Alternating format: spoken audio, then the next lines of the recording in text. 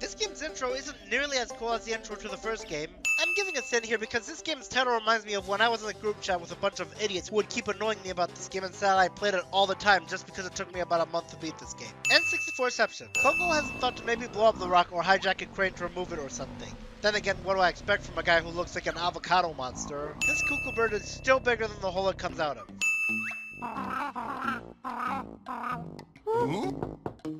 Cheating. I don't remember this giant pile of rocks in Spiral Mountain.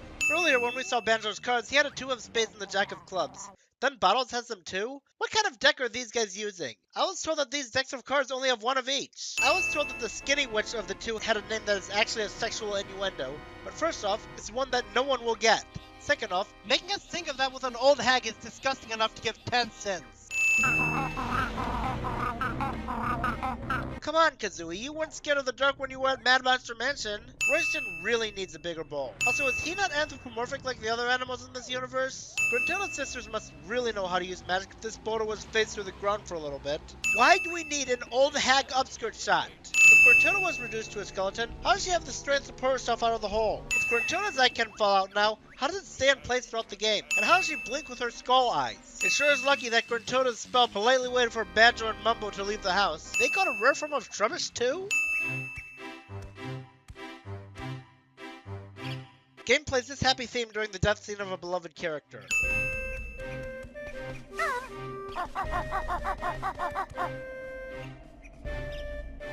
This sad remix of Spiral Mountain is very powerful, and I might even say I like it more than the original theme. Their drill tank was able to reach all the way up to Gruntilda's lair too? Did they hire spiders to work on it?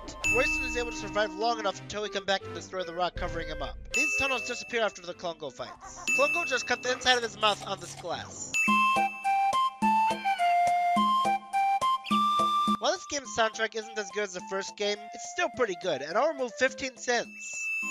But just like in the first game, most every song is in the concert C, which sounds almost like a lazy choice. Well then, sorry, but that probably won't happen. It takes probably like multiple weeks to gather up all the Jinjos. And you could always delay it. Specky isn't freaked out by how his door just suddenly opened. They drove their tank up a wall? How? Discount Blastomatic from Donkey Kong 64. Why would you do this? Gruntilda's rhyming was half of what made her such an entertaining villain. She's probably been rhyming her entire life, then adjusted to not being allowed to rhyme quite quickly. Evil Thing is a nickname that's initials or something unthreatening sounding cliche. The laser's being fired almost horizontally, but when it blasts King Jingling's castle, it's going vertically. Does Jingling have a giant mirror floating above his castle? It's kind of a foolish request for Gruntilda. Okay, I guess that's to be expected from her, but they don't need to blast the whole island, considering blasting King Jingling seemed to get them a quarter of the way there. So they just need to blast 3 more people. Bottles' wife is named Mrs. Bottles, so is Bottles called by his last name, or did his parents just decide to give him the same first name as his last name? I can probably see why Banjo is lying about Bottles still being alive, but what does he plan on telling Mrs. Bottles when Bottles doesn't show up for dinner? Sure is lucky that Specky has a secret tunnel out of the village so we can chase these witches. What is that sound even supposed to be? Pofo's minion brought up a good point in his hated character's 2011 version. Gemdros can use all these cells that can access so many different parts of the game's world, yet he doesn't let us use them. Isn't getting back at Gruntilda only one of the reasons we're doing this? We're also doing it to revive Bottles, and stop Gruntilda from blasting the whole island. Muggies sound more like weird rams than tigers. Kazooie is a jerk to her unborn children. I hate these first-person segments. They're way too easy to get lost in. Even in a game that puts a lot of emphasis on comedy like this, I still can't let this slide. Why do they think we'll fall for that old prize just on the open trick? Target sounds a fun fight, but sometimes avoiding his attacks can be a pain. I guess it's fair that Mumbo gets paid for when he uses the spells, but doesn't this literal bonehead care that Gruntilda's going to turn everyone on the island into zombies if he doesn't help us? Mumbo isn't even that fun to play as. He doesn't have as many cool abilities as Banjo and Kazooie, and he can't even climb ropes. I understand he's a skeleton and all, but it's still annoying. I would have much preferred if we could play as Boggy or Wumba. Mumbo's abilities are pretty neat, but the way he activates them looks lame. Kicking this door caused it to open, but kicking this one punctured a hole in it. He walks through the swamp without making any ripples in it. This tunnel looks like he can't fit through it even though he can. Chief Bloatazin is way too big to fit through this door, so he's definitely stuck here. One of the absolute best things about this game is how the levels are connected. That's just brilliant because you almost never see this in these kinds of collectathons. but that can make it hard to tell if you're completely done with a level or not, since it'll say you have everything in it, but you might not know you must do something here to get a Jiggy in another level. Marta from Conker's Bad Fur Day? Kinda disappointing that Slumber doesn't have any dialogue when you take his Jiggy. In fact, he doesn't even wake up at all after this. Did Mumbo just say eat your A word? I kinda agree with Wumba. She's definitely better with magic than Mumbo. However, some of her transformations aren't as inspiring as the ones in the first game. What happens to the Globos when we throw them into Wumba's pool? There's a lot of backtracking in this game. Only one of these hidden signs can actually give helpful information, and even then, it won't do any good if you already saw what was on the red Jinjo's house back at the panic shot of Jinjo Village. The builders of this platform didn't put in any handrails. Did we just throw the honeycomb where I think we threw it? Who designed these caverns for anyone to go into and drown? And it's one of those Lost Woods levels that are tedious to navigate. These TNT boxes have impossible storage space. I think this dirty looking water would make Banjo and Kazooie both sick, especially since they don't even close their eyes underwater. At the very least, bring some goggles. Head doesn't rhyme with LT or RT. I heard that in the N64 version it made sense since Z stood for Zed, but I highly doubt LT and RT stand for that, unless they're going by periodic table abbreviation logic. How will the other TNTs know when we defused one? Sneeze attack. The detonator can blow stuff up, but also cost some of your health. In other words, discount blast mask. I'm just surprised Banjo survives it. Unlike in the first game, which simply lets you change back if you leave an area when transformed, this doesn't even let you leave the area until you go back and talk to Wumba. How long has Canary Mary been trapped in this cave with all these toxic gases which the game itself even says can suffocate you? How is she still alive? How does Kazooie know that Mary doesn't have a Jiggy? Being able to ride this car isn't as fun as we were expecting, as we have to mash the button while using it. Why do they make her rocket ahead of you if you go too far ahead of her? That destroys the purpose of a fair race since you get punished for going fast enough. Didn't this Jinjo's mother ever teach him not to stand so close to the tracks like this? Too much information! 10 cents for making me think of that! Kinda neat how this Jiggy gets broken up and you put its pieces together, but how do we get them to stick together? Also, Jiggy Wiggy and the first Jinjo and Banjo Kazooie were sentient, so is this one sentient too? Did we kill it? Great, now they have to remind us of baby songs. Also, he looks bigger than the train that he's inside. Either that or his train was built by the same guy who made Shy Guy's toy box. If you just stay on these platforms, old King Cole literally can't kill you. If it weren't for the time limit, I'd say this guy's almost as easy as Chan from Paper Mario. We save Dilberta and then she goes through this passageway to Bill's hut. But when we return to Bill's hut, she doesn't come out until after we go through. How are we strong enough to hit these columns so hard that they send the Jiggy flying to the other columns? I'm pretty sure Royston was smaller than that. Mrs. Boggy's kinda creepy. Also, Mrs. Boggy, first Bottles and now Boggy's both a first name and a last name? This game has a needless assault on amusement park food. How does Big Al even make burgers with his rhino hands?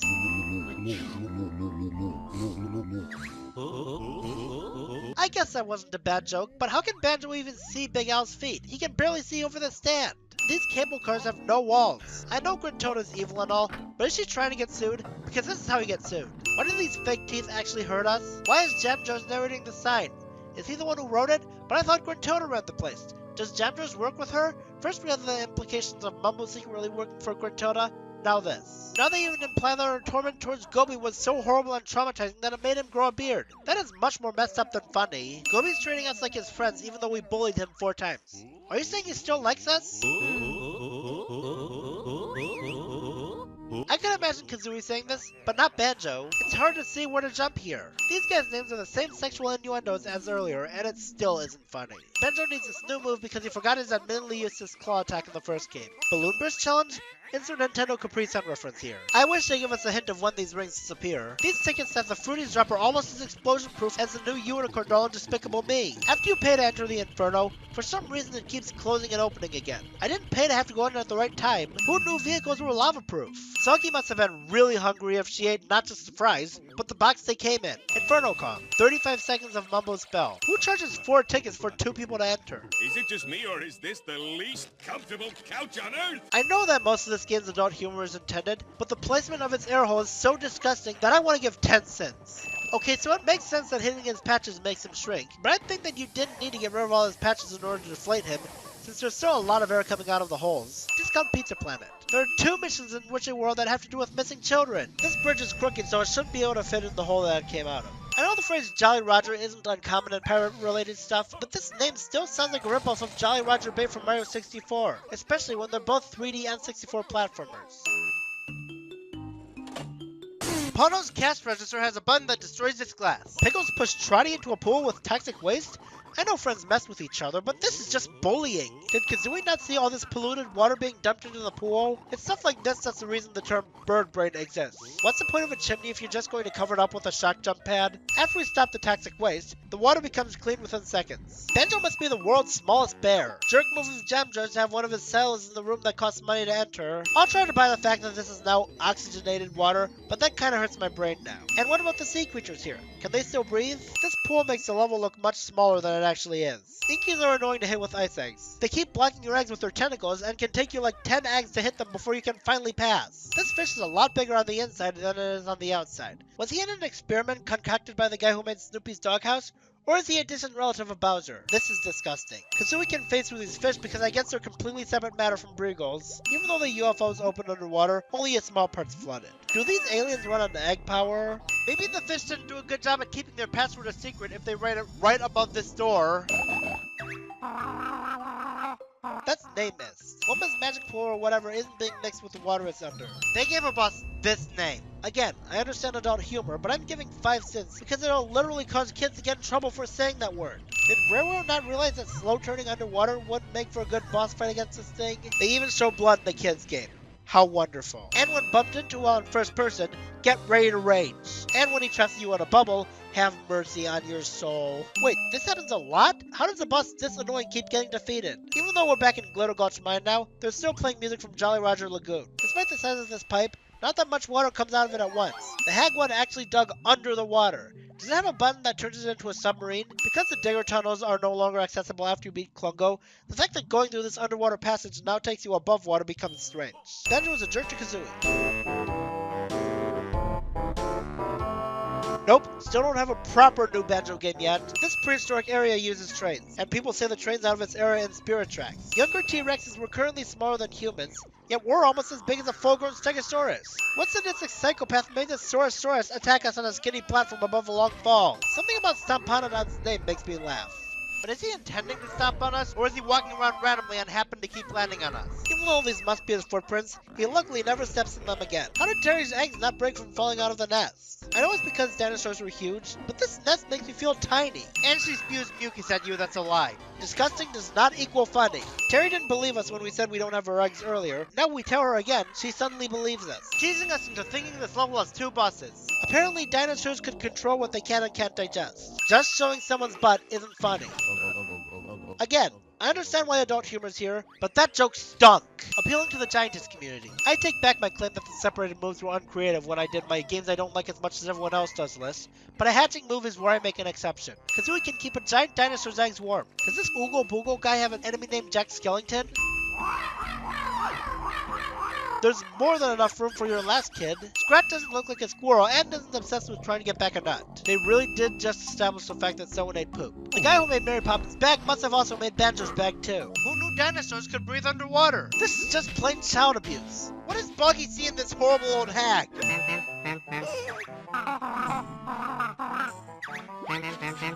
There should have been a rule about joke telling that says that you should never ever make your audience feel bad for laughing at your jokes. So here we are, in the Quagmire, because this place didn't have a section called the Peter, Lois, Stewie, Chris, or Meg. Chosen one cliche.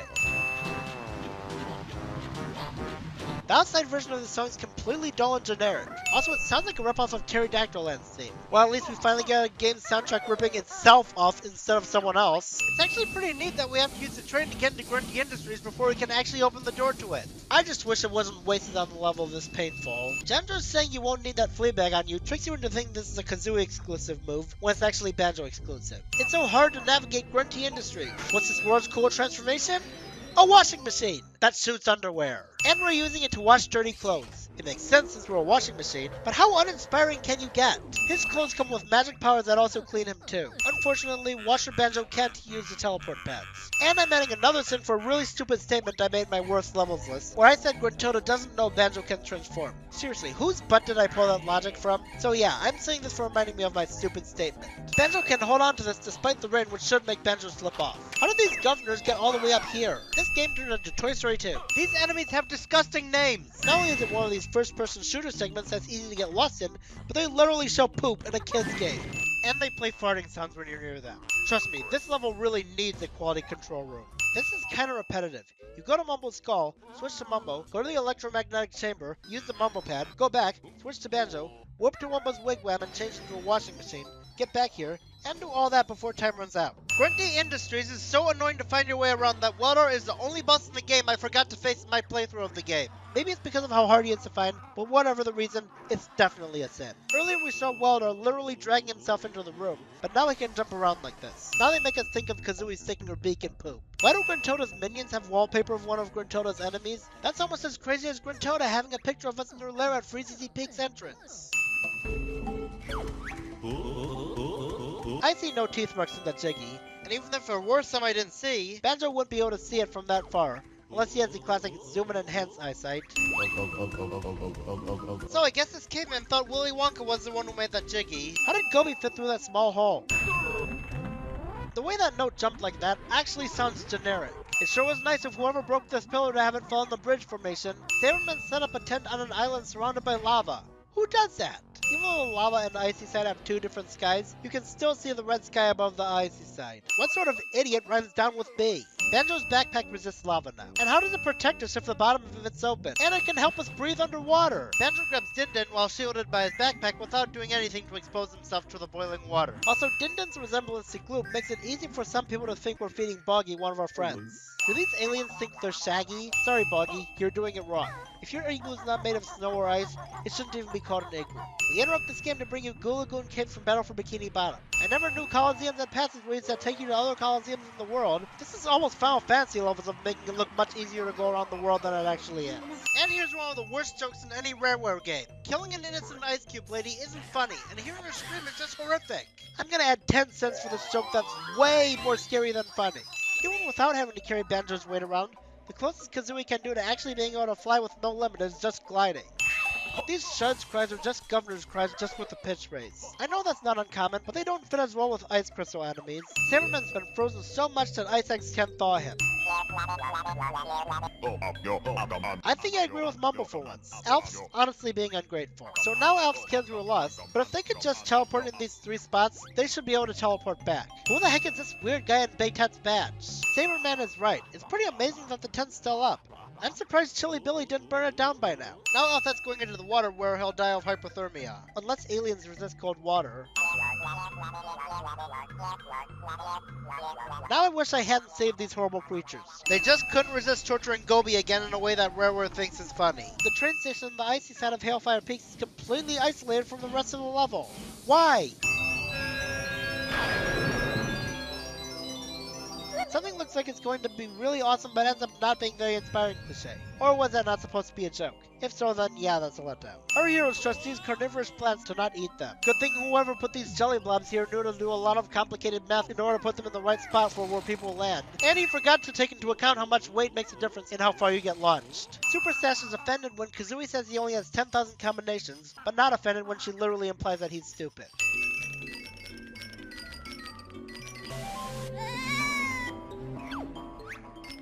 To be fair, even if that was the icy side, George would die anyway. A fall from that height would shatter him into a million pieces, so he was kinda asking for suicide here. The same sadistic psychopath that designed that high platform with the Saurosaurus earlier must have also designed the skinny platform with the Zubba. Why does the cooler looking of the 2 Mumbo Skulls in this level have to be the one with the imposter? I guess this was a clever fake out, but it's also the most wasted boss in the game. Instead of taking advantage of the level you're in, it's overall just a bland and uninspiring boss fight. They couldn't even include a remix of this level's theme like they did for all the other bosses. Why couldn't they do that? The beat is even better than it was in the first game, but that buzzing can still get annoying. This minigame isn't that hard. This organ part of the song sounds kinda out of place for being inside a trash can. And now the game literally states that Banjo's sister Tootie has gone missing. It almost feels like all our progress from the first game was undone. I haven't done this challenge, but I've heard horrible things about it with how you have to mash the button faster than you can possibly imagine for an unbearable amount of time. So I'm gonna give this 10 cents. And again, if you go too far ahead of her, she will rocket ahead of you. Just what we need, rubber band AI. The cliche that makes it so you only win if the game feels sorry for you. And you only lose because you're doing what you're supposed to do in a race. And the harder one of the two doesn't even get you a Jiggy. It gets you a Cheeto page. Oh gosh, no. I can't handle a 3rd race with her. Thank goodness Canary Mary says no. Mumbo actually hid this honeycomb piece from us. Are you on our side or not? Bumbo and the Beanstalk. How did Mr. Fit get up here? Candy cane poles. Good thing no one was right underneath this water where they could be drowned. Dippy can hear us from all the way in the sky and can also give us his Jiggy from all the way down on the ground. Do dinosaurs have invisible mail pipes? Banjo doesn't look like the Grinch during this part, and the song Chariots of Fire isn't being played here. And yeah, we beat all 3 of Mr. Fit's challenges by cheating. Draining this now cooled water into the pool makes me realize that maybe the designers of this pool shouldn't have had the water come from Hailfire Peaks. Yeah, only 90 Jiggies, as opposed to the first game's 100 Jiggies. That's pathetic. Now we can turn Kazooie into a dragon, and she can also spit infinite fire eggs now. But that would have helped if those weren't the only eggs we had an unlimited supply of now. If this new puzzle gives us no reward, that pretty much destroys any reason I would have had for doing it. It's pretty much pulling a Game & Watch Gallery 4 very hard mode on us. Could Cauldron Keep have any more of a generic name? And now that he's cloned himself, the fight becomes much more painful. Klungo has a wife named Mrs. Klungo. How many wives have the same last name as their husband's first name in this universe? These witches answer the questions before it's even typed in. Gruntilda just murdered her own sisters, but to be fair, they were dumb anyway. Also, she could have easily dropped one of these taunts on us when we came in. Kazooie was randomly pressing buttons, and she still somehow managed to do what we were intending to do. Why would we need to turn the machine up to full power to revive bottles if we revive King Jingling with less power? Like in the first game, even though the problem's already solved, it's still apparently not a happy ending until we beat Gruntilda. Though, once again, it's better than not getting her comeuppance. Not that that wasn't funny, but you've been in many dirty situations since you were washed, so your excuse is rendered moot now. Even though Gruntilda's sisters are pretty much dead now, she still isn't allowed to rhyme. The fact that the game gives you an option to say that Boggy's a toilet, that is just way too funny. After the amount of times using her magic leaves her vulnerable, you'd think she'd learn from that and not use magic. Why does she even give us a chance to make it so she uses her slow spell? Wait, was that "There He Goes" line supposed to be a comedic take on those tearful goodbye scenes? If so, then I'm sorry, it just felt way too much like a forced joke. What Gruntilda doesn't know is that Bottles isn't dead anymore. What a letdown! I wish Banjo and Kazooie could join the party. Gruntilda deserves this, but it still feels kinda barbaric. And now they promise us a Banjo 3, which never happened, so that's enough for me to give 5 cents.